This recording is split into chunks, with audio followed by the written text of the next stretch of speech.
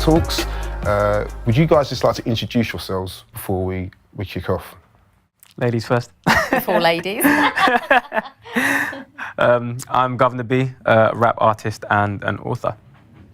And I'm Jasmine Dotiwala. I'm a multimedia broadcaster that works mainly in television, but also dabbles in radio, print and digital press. Thank you for your time. I'm really excited to have both of you here. And today, I just want to really talk about music and youth violence. What you'd see in the press, what you see in the media is that a certain type of music is to blame for the increase in youth violence, not just in London, but across the UK. Genres such as drill and grime and UK hip hop come into the mix. I think a couple of questions to start off. First of all, can you give us a definition, if you can, of what drill, grime, UK hip hop is? And then also, do you think this is part of the reason why we've got this big increase in youth violence? Huge question. Yeah, easy question just to start off with, yeah. I guess essentially drill is a subgenre of rap. It's the sound of the streets, birthed in Chicago. And as you may have heard, the streets of Chicago aren't the safest. So it's a lot of kind of raw lyrics about their environment and how they grew up. And it's kind of traveled over to different countries and different boroughs and really popular in the UK now. Okay. And hip hop and rap music has since its birth for a couple of decades, always been up in the dock in court for being responsible for all the ills that happen in life. Basically, anything which a black man with a microphone does to a rap track is going to be the cause of all roots of evil. And we've seen this over 2 decades. You know, I was a part of the scene when I was on The Word in the 90s, and people like Snoop and Eazy-E were coming up, and, you know, we'd have interviews with them, and they were literally just telling you the stories of their environment, which is the explanation that everyone gives to us. And, you know, even back then, my generation was growing up on punk music and rock music, and I can name you songs and artists from the punk and rock era that talk about abuse, rape, suicide, all sorts of outrageous things, murder, killings, strangulation. People don't hold up those artists or those music genres up and ask them to justify what their lyrics and their music is about. But every time it's a young black person with a microphone, it's automatically seen as aggressive and responsible for everything else in the world. Agreed. However, we can't ignore the fact that there have been some links to young people being murdered and this type of music. And we've seen it on YouTube, we've seen violent lyrics which have actually played out to young people losing their lives. We've seen these lyrics being caught up in court cases. We've got some very big, well-known DJs in the UK who seem to be promoting this stuff. Are we basically saying there is no link between the murders, the media making a big deal about it? I think the important thing to say is that it's not the root of youth violence. And if we want to abolish youth violence, then you need to go to the root way before any music is even created. I personally think the root is purpose. I remember waking up in the morning and not really knowing why I was here and what to do with my life. So because of my environment, I'd end up getting to no good. And then I found my purpose in life, and now it's harder for me to get distracted because I know why I'm here. But if we want to manage the problem, then it goes without saying that some rap music and a lot of drill music doesn't necessarily help the youth violence issue. It kind of adds to it, but that's still a byproduct of a root issue. And to pick up on that, I would say not just purpose, but purpose is the main thing, but opportunity, because you can have purpose, but if you don't have the opportunity, you will never get yourself down making a positive choice and positive life choices. And the thing I would say to your question is, when it comes to young people who are lost and making bad decisions in their lives, the music is at the very end of that path, right? No young person starts thinking, I'll carry a knife, I will be violent on the streets. Society and we adults have let them down, right? We have taken away from them opportunities to own their own homes. We've taken away from them, you know, great job prospects. They have 0-hour contracts now that they have to deal with. We're not as diverse and as inclusive as we should be in all genres. We've taken away police off the streets. We haven't given them youth clubs to go to. There are so many things in that safety net that my generation had that young people these days don't have. So my generation, we grew up on all sorts of violence, whether it was in movies, music, all arts and culture forms. But we didn't go down that way because we still had the purpose and opportunity on our doorstep. Now, you've taken out all of this with government cuts and you expect young people to just go around being angels. You know, there's a saying that young people who are living in hell aren't going to behave like angels. And that's the thing that we have to remember. And in that journey where a young person picks up a knife and starts doing that bad stuff on the road, that's the beginning of that journey where the safety net has failed them. Arts and culture and that music is the very end of that road, and it's just the representation of what's happening in their lives. It's not the beginning, and it's definitely not, you know, we would be doing young people a disservice if we thought that we could literally show them a video that was drill music and lyrics and they suddenly switch from being a good person to going, right, I'm going to kill someone. I mean, young people aren't stupid. You know, you've lost all their purpose and you've taken away their opportunity, and arts and culture is right at the end of that line. But I remember, so I'm a little bit older than Guvna B, and some of the things which... Yeah, absolutely. But I remember in the 90s, and I was listening to hip hop, and I was into Biggie and Wu-Tang and various other, and Mobb Deep and all these type of hip hop artists. And I could listen to it, and sometimes you might listen to a Mobb Deep trap and you're into it. But these guys are in Queens in New York. Realistically, I can't relate to what they're going through. But isn't some of the issue now that some of these guys are living on the estates, in the same area? They know, young people know the artists, and therefore, does it have a slightly different impact to maybe when we were listening to... I think that's a great point because, yes, society has let us down, but it's like, what do we do today? We're in this situation, so how can we make it better? And when you talk about like the DJs and the labels and the facilitators, they're not showing enough of the other side of the coin. So there's artists out there that are saying some really positive things on grime beats or rap beats. So I do think if we want to collectively see better environments, now that we're in this mess, those DJs, those labels have to say, look, we're going to help this by showing you the other side of the coin. We're not saying we should censor music and we should just like say, oh, all drill music is bad or all that kind of stuff. But we are saying, look, here's a positive artist that you can listen to. Here's some guys saying some really good stuff. Let's show more of that kind of stuff. And I think that's what needs to happen. We need to share the responsibility. So it's a programmer's fault then? It's the people who run the record labels? It's the people who are... But it's not their fault because it started from way before that. But it's their responsibility if they want to see a better environment.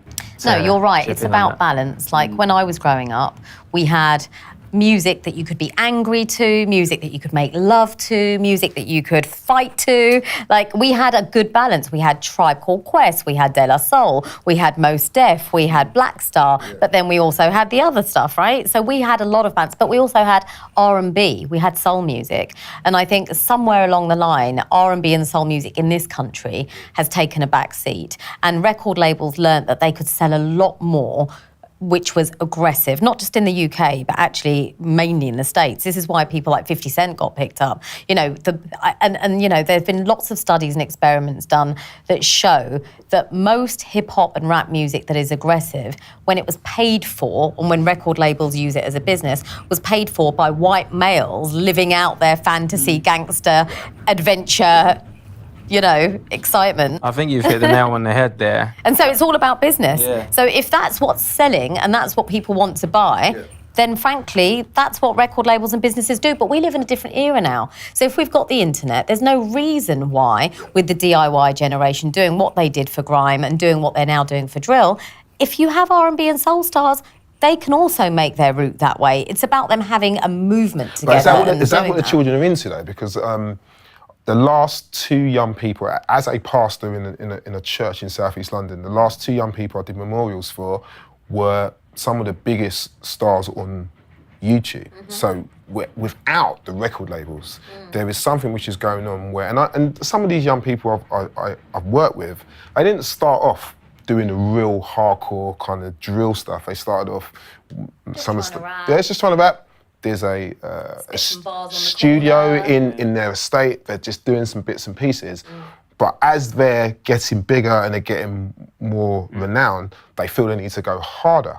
Now, my thing is that we're not seeing anybody come in and say, you don't have to go down a particular route, especially if that's not your environment, but so many young people are doing it. So there is a lack of role models. But to go back to the previous point before that, I think we get to this point where we agree that young people need to stop losing their lives and there needs to be more positive music. But then when the money gets involved, people don't care enough. It's like, I'd rather make more money than see peace on my streets, if you know what I mean. When you say there's a lack of role models, do you mean musically? No, just generally. There's loads of great role models. Generally, when young people are growing up in London, when I think about when I grew up on my estate, there was many more kind of negative role models. I looked up to the drug dealers or the guys that had the nice cars or were making But illegal remember, money. there were role models out there, you just probably didn't see them. Because even when But you that's were a problem growing in up, itself, there the were visibility. lawyers, there were doctors, there were inventors, Relatable there were role internet. models. But the thing is, Jasmine, you're in media though, right? So let's just be real. Yeah. How many positive black role models do you see on television where, you know, we do see the doctors and we do see the lawyers? You're saying that they're there, but I know what it's like growing up. I never, you know, I can't even think of one positive black UK role model on TV I can think of. I can't even mention Moira certain people. Stewart, Trevor McDonald, Yeah, you know. Trevor Nelson, Brenda Romanis. I could list hundreds. But some honestly. of those people as a teenager, Yeah. I wasn't really checking for. I think that's And the point. So I don't doubt that they're there, but the things that are appealing to me as a young person is Kano's on TV and he's sick and he's doing real positive But things. And he Kano lives around was the on corner. TV. Yeah, but it's like the lawyer or the doctor, I don't really care about them. Because they're we not- haven't made it trendy for young people to want to have careers in other industries because, of course, it's that whole get rich or die trying mentality with the sexy lifestyle. Right. So basically, if you can be the footballer or the rapper or the pop star, naturally, we've made reality TV feel like this is a get rich. And now it's quick changing a little thing. bit because even like you look at label CEOs and you've got people like Twin or Glyn and we're seeing that there's And they're other... great role models. They're amazing role models, but they're still not enough. So we need to make sure that kind of... And it's about shining a light on them, by the way, because we talk about people like Ricky and Glyn and Twin and all these guys. If you're in the music industry, you know these guys exist. Yeah. But actually, we've also mentioned a lot of men. There are loads of women. Yeah. Just like recently, we had a BBC Women's Hour power list for the 40 top women in the UK in music. Actually, it wasn't only in the UK, it was all over the world. But in that, there were at least 10 women of colour from the grime and Afrobeat scene all up in that list. So it's about us shining a light on them and letting younger people see, hey, that could be me. Because you can't be what you can't see. And that's one of my favourite. I like to say that quite a lot, but we still can't get away from the point. A friend of mine who runs a youth organisation started doing a study of how many of the youth murders we've seen over the last few years are connected to being in music, whether that is drill or grime. And he had to stop the study because it was getting to the point where it was too heartbreaking. It was something like 60% of the people he was seeing, they had some type of career, if you want to call it, on YouTube. So I hear what you're both saying, but we can't get away from the fact that there seems to be a link between some young people being murdered from this stuff and some of the music. I don't doubt that at all. I completely agree. The only thing I'm worried about is if we look at the landscape of, let's say, black UK music, urban music, whatever we want to call it, the number of deaths directly related to songs and lyrics, I don't know what the percentage is, probably less than 10% if we look at the whole landscape. I think that every single life is important, so that is definitely something that we shouldn't just skip past, and we need to take responsibility for that. But to say that such a heavy blame is on music, I think is unfair, in my opinion. But should the DJs be accountable? So when I think of the genres, the popular genres of music, let's take hip hop, let's take grime, and let's go way back and let's even take reggae. The three DJs who are at the top of the field in those genres happen to be white male. When I think about some of those guys, and some people would argue that there is a little bit of an exploitation of black culture, and therefore is that part of the reason why there is no kind of filter Leadership. and leadership? Do we need to kind of hold some of these guys accountable for what is coming out? The question we need to ask them in the first place is, do they care? If you put this artist on a platform and he has known gang violence lyrics or whatever and it results in someone's death, do you care about it? If they say, yes, we do care, then we can have the conversation, right, well, what are we going to do about it? The problem is, and what I'm finding really annoying at the moment, is people pretend to care, but they don't. Right. And so these DJs are saying, like I was watching the Rated Awards and a specific DJ said, stop, put the guns down, put the knives down, guys. And I'm looking at your show and you're basically putting these artists on a pedestal. But this is why I think they realise that time is catching up with them and the seeds that they've planted are now flowering into deaths. Yeah. So I think that's why they knew that they had to say something, because you can't carry on like that. You know, my generation has been holding those DJs to account for years, but my generation didn't have the internet. And so the difference is we would be talking personally at dinner parties, in rooms together. It wasn't out there as a movement. Now that you have the internet and people are being held to account with hashtags and things, people can get away with it less and less. You know, when you think that you might be accountable for people's lives, that's a big, deep thing. And of course they're going to change their messaging, because if they don't, they're going to be out soon, because you can only carry on that lifestyle for, you know, a little while. What are some of the things we can do moving forward where we still have young people being creative and still having those avenues and those channels for creativity, but at the same time is some type of social responsibility? And I'm not advocating for censorship. I don't think that should ever be in music. But one of my situations is that I'm driving my daughter to nursery, and I'm scared to put on some of these radio stations, because when I've done it in the past, I'm hearing stuff. I don't need my 6-year-old and my 3-year-old. It's 8 in the morning. It's like, you know, I'm like, well, whoa. The answer to that is, when I was at MTV and I was heading up a couple of the MTV channels, I would be in the same position as you, going, oh my God, I can't believe that's just played and it's before the Watershed at 9 p.m. and what's going on? And I'd run across to the legal team and I'd go to them, how come you just played that? Do you not know what that line means? And they'd go, no. And so frankly, it's about having more people like us who understand the slanguage that happens in musical lyrics and are in those platforms. So we can say to people, you might not think wet you up is something violent, but actually I need to tell you about But that. haven't we just said though, some of the people, you just mentioned some names of some black people who are at the top of their field in A&R and managing labels and various streaming sites, yet this stuff is still getting through. I think fundamentally, moving forward, people need to pick a side. And sides need to be, right, we want this to stop and we want to do everything within our power to stop it. And the other side could be, I have to tell you that it's good timing right now, because there is a group that has come together because of what's going on. And it is the music scene. And they have come together, and we are elders.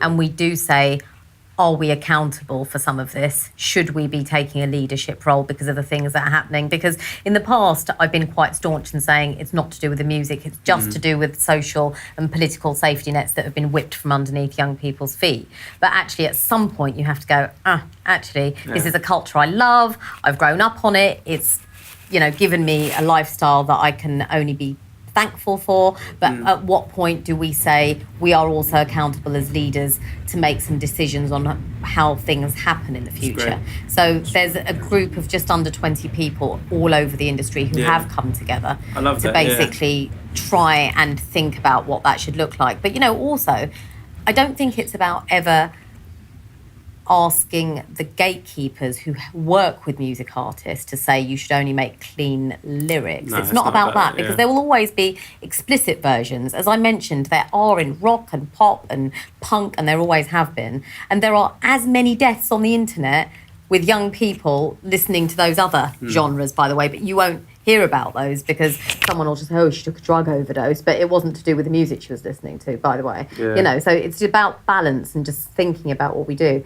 But where was I going with this, Fred? Where was I going? 20 people have come together. Yes, I told you that. Oh, yeah. So I was going to say, it's not the creators and the people around them and their teams that should only be making clean, positive music. It's about people like me who are in those companies, at the YouTubes, at the MTVs, at Capital Extra and One Extra, going, actually, that's a line that shouldn't be played before 9 p.m. Why have we got that? You know, I've gotten myself into trouble about 10 years ago now when I asked a very big artist to send me a clean version of his track at the time because he was blowing up. Funny enough, we're friends now, but he wrote a diss track about me afterwards because no one had explained to him the music landscape. No one had explained to him that we can't have you saying this before 9 p.m. on MTV, therefore you need to deliver us a clean version of your track, and so does Jay-Z, by the way. No one had said that to him. So naturally he thought I'd called him in and was going, oh, you're trying to blackball me, you're trying to make me change my music. And I'm like thinking, if people in their teams had given them that education, we wouldn't have had all these scenarios. And it's the same thing with young people now. If they want to be on TV, they want to make industries and careers via music, understand the rules of the music game. See, I think that's the key going forward. Obviously, we're in this position now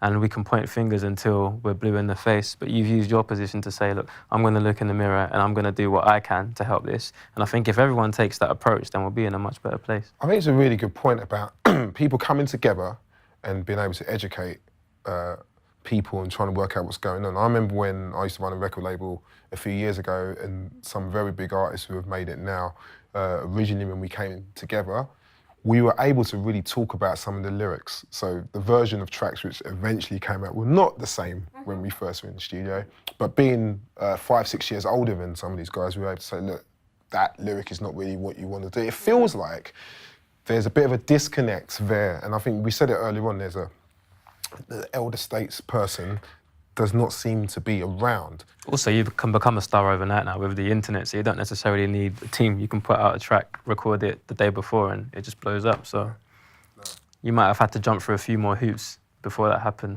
Although there's always been a bit of that. I remember at MTV, there would be a track that just suddenly kicked off because the street loved it and it was being played by DJs at parties. And even though we would have never supported that act or the video because it was awful, we had to play it. We were forced to, because anything that's popular with the people has to get that airing. The streets speak. A lot of the things we're doing at PowerTalk is trying to educate the average person, whether that's people in faith groups, community groups, churches, arts organisations. We're saying that anybody who comes front-facing with this type of issue, youth violence, engaging with young people, families, could be part of the answer. Many people listening or watching this will be thinking, do you know what, this is a new thing to me. I remember when I was younger, my mum would always question what I was listening to. I used to do a bit of DJing and remember playing Snoop and she was asking, what did he actually say? And I had to be accountable. I was like, okay, this is what he's saying. I'm praying that you don't actually understand what he's saying, but we're out.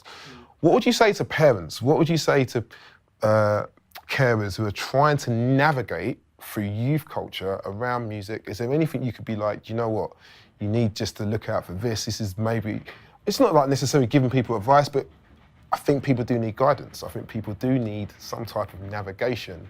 When you were younger, don't you remember we had really outrageous, explicit, sexy tracks?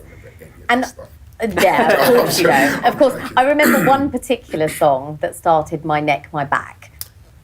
Those are the kind of songs we listen to in school, and then we get older, and then we think, it means that. Right. But my point is, there was so much But nobody was dying to that stuff, though, were they?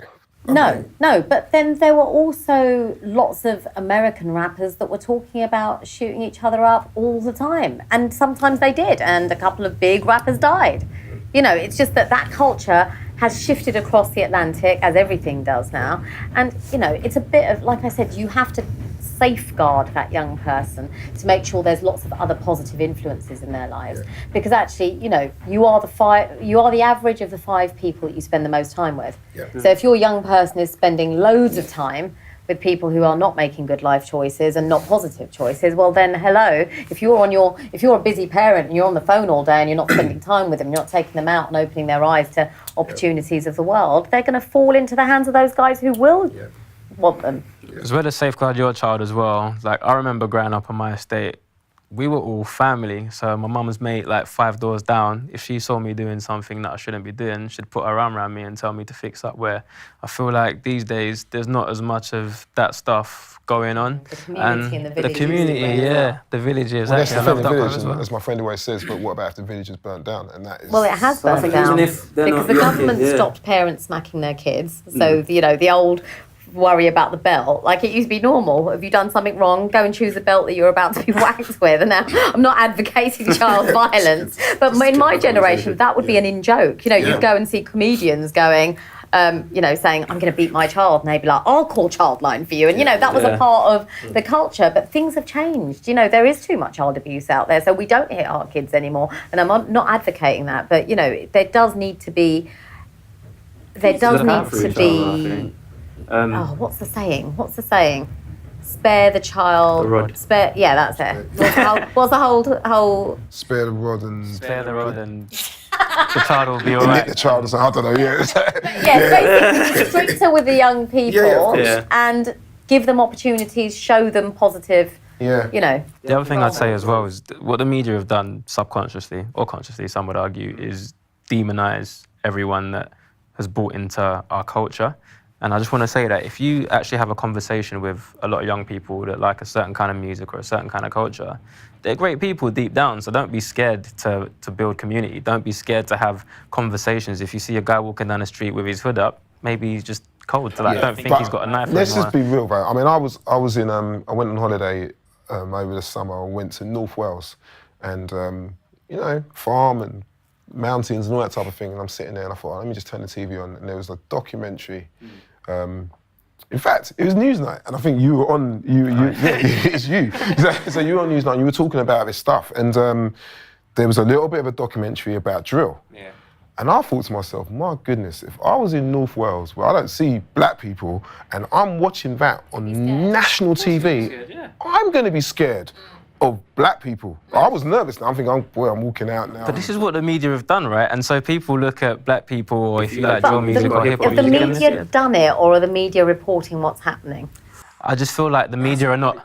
My big thing, right, is show the other side of the coin. Yeah. And I always do try and show the other side of the coin. So what I say to people is, often when I interview, and I've interviewed rappers for 20 years, most of the things that they're talking about is a cry for help, right? The bravado, the hyper-masculinity, it's all really toxic. And it makes their relationships toxic with their partners, it makes their relationship toxic with their children, and then that legacy goes down to the next generation.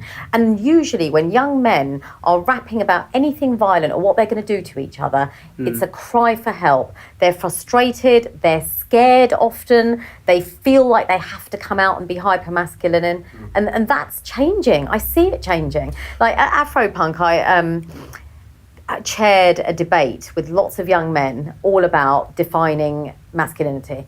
And the younger generation are really smart right now. Yeah. They're changing things, the way they think, the way they feel about women, the way they feel about women at Carnival. Yeah. It was amazing. Well, that's a really good point. I mean, your music and the things that you're known for has always been, let's just say, spiritual, Christian, churchy, I don't know, whatever you want to call it, gospel.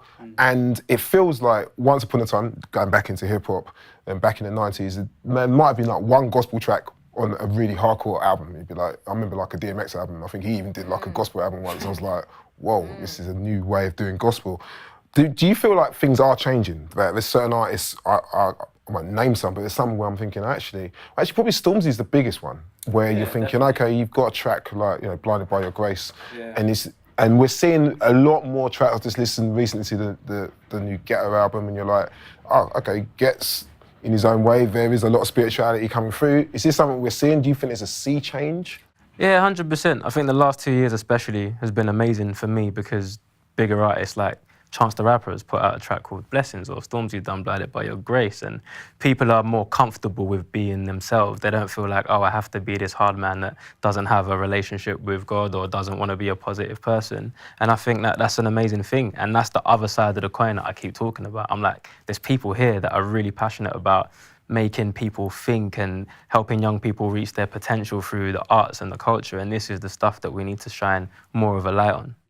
And you know, the gospel genre music could be so much bigger in this country if we didn't label it just gospel. Yeah. Yes. Because the reason, you know, people like DMX and Stormzy have just snuck that record on there and no one's questioned it is because no one's called it gospel, right? It's just another song on the album. Yeah. But remember, in the UK, with Ofcom rules, we have such strict guidelines on religion, you know, alongside everything else, product placement, violence, smoking, drinking. Religion is something that people are scared to touch. So if you suddenly go, this is a gospel song or a gospel hit, people go, whoa, well, we're touching on, is that Christianity or is that Judaism, is it Catholicism? You know, and suddenly it's like, well, we better not touch that. So I often wonder whether we shouldn't, Yeah, you so know, even just for me recently, anything in the last couple of years, the kind of gospel tag has been dropped and I've seen more opportunities and sold more records and well, that kind of soul stuff. music is gospel. Yeah. Do you know what I mean? But people aren't afraid of the tag soul. So they'll Gospel's go to an actually- R&B band, Yeah. right? It's the only genre that's defined by its content rather than its style. So I do agree. As long as the music is positive and there's depth there, then I think that's the main thing. So Gospel singers are best singers in the world, and they'd all be much more successful and famous if it wasn't labelled, because people are scared of labels. Yeah. They have assumptions and then they pull away. But isn't this a bit? I mean, this is, you know, isn't it a little bit contradictory to have 90% of the album is I'm shot into this and I'm doing this with this girl and I'm X, Y, and Z. But you got that one gospel track. You got that one gospel track, But so we're isn't good. that really honest? Aren't we all human? We're not all bad and we're not all good. And I think actually when you do have that balance, it shows that actually young rappers and MCs are just as human as everyone else. Otherwise, you hold them to this unattainable standard, and then when they do something wrong, we all, you know, stone them down. I think, yeah, life's a journey, and a lot of artists and celebrities are having to live out their lives in the public forum. So we need to have grace for them to go through their journey. And if they're with no gospel tracks on their last album and now there's one, that's a step forward, you know. And yeah, I just think we all got to try and be the best versions of ourselves. And we know the artists that are at the level that we think they're at, or at the spirituality level that we think they're at. But with a lot of these grime artists and drill artists and hip hop artists, I think a lot of them are trying to just get better as they go along and just deal with life. A lot of them are trying to survive. A lot of them are just, you know, the one thing I will always say is, even if you start off making music that's wilding out, as soon as you taste success and you've had success for a bit, you always come back to neutral. Does that make sense? You always come back to neutral. All the artists that were once outrageous and their lyrics were crazy, once they've lived the other side of life and life is good and it's positive, you find that most of their music then becomes slightly different. But there's some other. But yes, I have seen that. But also, I've also been surprised recently. Certain award ceremonies we know of where violence has come with that, and you think, my goodness, actually, have you changed? Some of the things I've seen, and you read of artists getting caught up in knife crime and this type of stuff. And is it that there is so much money in a way? So I remember Soul Solid, for example. A lot of people talk about, this is a new thing. But I remember in 2000 when Soul Solid got to or 2001 when they got to number one with 21 Seconds, and you're like, oh, okay. But because I'm from London, I also know some of the other stuff that goes on with that. And there was, Asher D got done for carrying a gun and all these types of stuff. So we know that you can't always separate what's going on in your life with what is then on top of the pops. And then I kind of see it repeating itself a little bit. How can we help?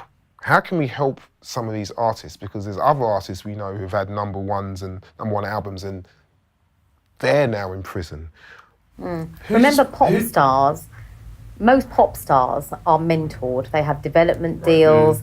They often come from a privileged background. You know, working class people, we don't know what showbiz is about. Until we're in it and we've been working in it for a few years, we don't know what the rules and regulations are. We don't know how people are there to support us. So I think it's about mentoring people. If everyone looked out for just one other person, life would be so much better. You know, I mentor hundreds of young people. I train lots of young people, both in music and in media. And lots of them have come from challenging, marginalised backgrounds. You know, I've had guys who have trained with me to be working in TV production crews and had tags on their legs and they've had to get home for a certain time.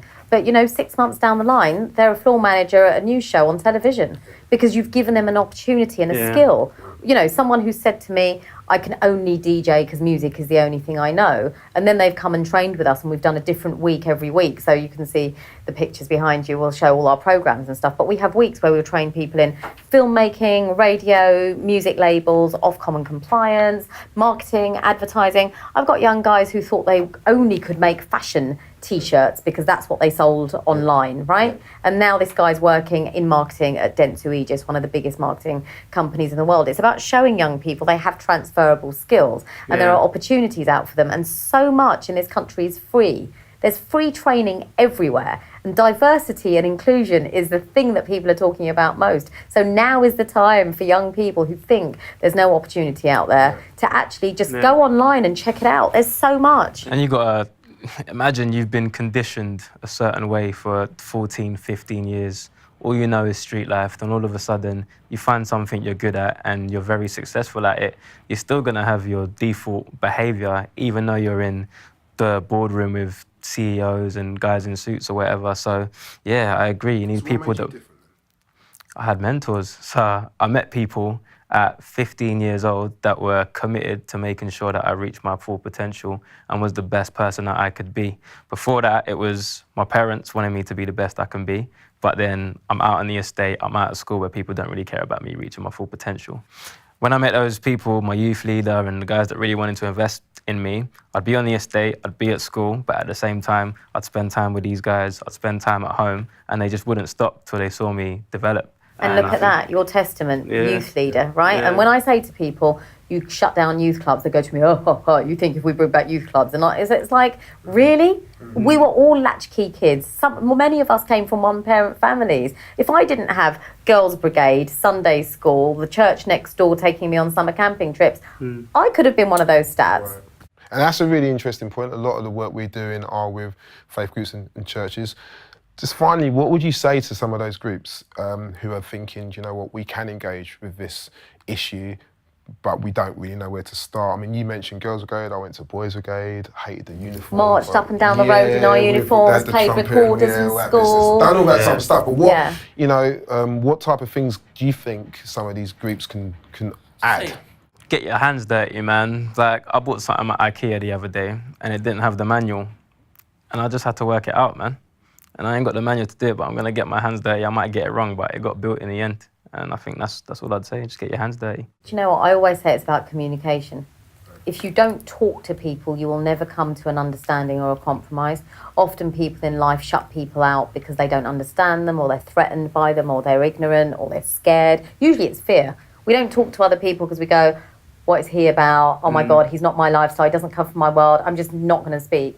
And you see it on social media, and you see it on YouTube, you know? You see that people go, you know, people like Piers Morgan say to other people, you know, come on the show and I will talk to you. And then, what's the actor's name that refused to go on to talk to him because of his stance on the women's movement? You know, if they'd have had the debate and the talk, they probably would have realised that they had an understanding. But usually there's just a beef and I thought you meant this and you thought I meant that. We're not going to talk and forever we will be enemies. Sure. So it's just about talking. So if there are church groups or elders, they just need to talk to young people. Why do you do that? What do you want to do? How can we help you get to that next stage? People just need to feel that, Piers Morgan's always like, come to me. But he needs to go to them sometimes, and that breaks down a barrier in itself. So meet young people where they're at, I'd say. Yeah, that's fine. I mean, this has been great. It's been excellent. I'm learning some stuff, like for the fact that you were dissed on a record. That's pretty impressive. You've never known that. I didn't know that. So that's, you know, you kind of made it. When I was like a ghetto superstar. That's incredible. Any final words on this subject which you feel like you'd like to communicate? I mean, around music, around drill, around youth violence, is there any? I mean, for example, just to add in, you were part of the Youth Violence Commission, and you've obviously been engaging with like central government around some of this issue. I don't know if there's anything you want to say on that, or just any final comments, really.